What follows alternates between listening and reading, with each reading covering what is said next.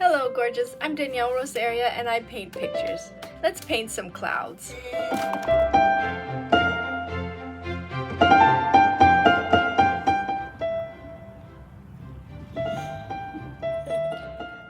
Fuzzy and I are going to teach you something about clouds. There's a basic concept that you must know. Clouds have a shape and a light source.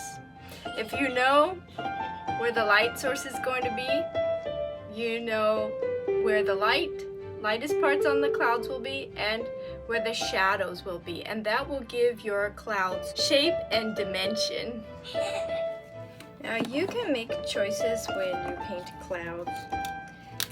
The shadows in photographs look gray, and you can paint them with black and white, and that's fine. A lot of impressionists use a variety of colors like blue and purple, and you could do that too. I'm gonna try a combination of these colors here, and I'll show you. Violet, Mars black, phthalo blue, cerulean blue, soft-bodied white. If you're painting clouds for the first time, I recommend you use a photograph so that they stay still. I've sketched out my composition and now I'm adding the sky. Now towards the horizon it's lighter, and then as you go up the sky is darker. I am sketching white around the blue now so that it is a little bit blended, and that will give your clouds the appearance of the mist that they are.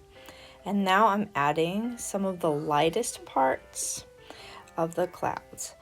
For the shadows, I'm mixing violet and cerulean blue and a little touch of Mars black because I want to differentiate the clouds from the sky. My basic cloud shapes are already here, and now I'm going to add the shadows.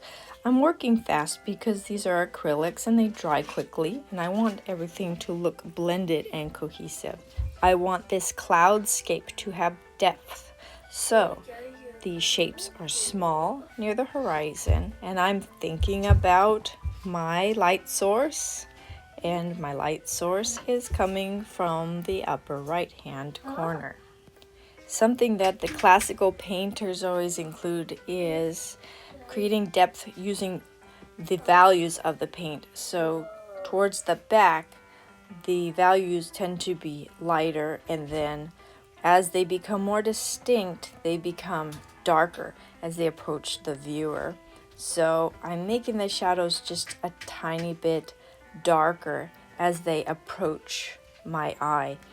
And I am sweeping up the shapes up towards the top of the canvas now to make the clouds look like they are going over your head. So all these little subtle differences add to the realism of your painting. And I really enjoy this part because I feel a bit more freedom, and I don't place each brushstroke specifically, but I get the motion of the clouds. That way you get the painting to work for you, and details will be added naturally. Here I'm going back down towards the horizon, adding some smaller shapes. You see how the shadows appear to go straight across when they're far away, and then they start to spill upward as they approach your view. Now I'm showing you how to paint some basic clouds here, but all clouds are different and there are many different ways to paint them. So make sure that you're really looking at your photograph and painting what you actually see. And that is truth. And that's the reason why we're painting, to explore beauty and truth and goodness.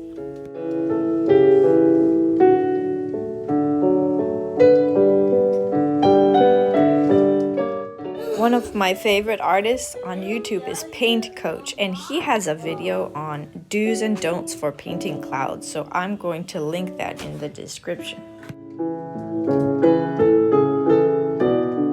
If you're enjoying this video, please give me a like. It really helps. Now I'm painting in the context of the clouds, and this is something I considered from the very beginning, because in general you want to have something to contrast the clouds against.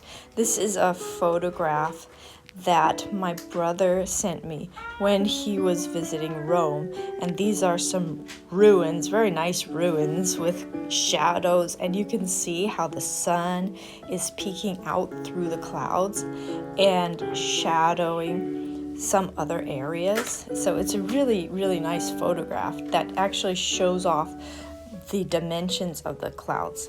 And I'm just painting in this foreground here, adding a lot of nice detail.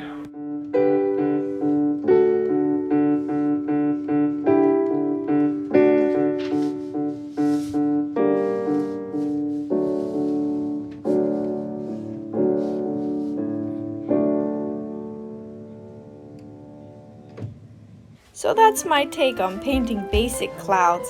It's really fun and very satisfying, so I encourage you to give it a try. Send me a comment, give me a like, and let me know if you want me to create some more tutorials on clouds. I'd be happy to, because there's so many different kinds. My original art is available on Etsy, and I'm here on YouTube every week. Thanks so much for watching the video. You really inspire me and help me to keep creating. God bless you, and thank you so much for watching.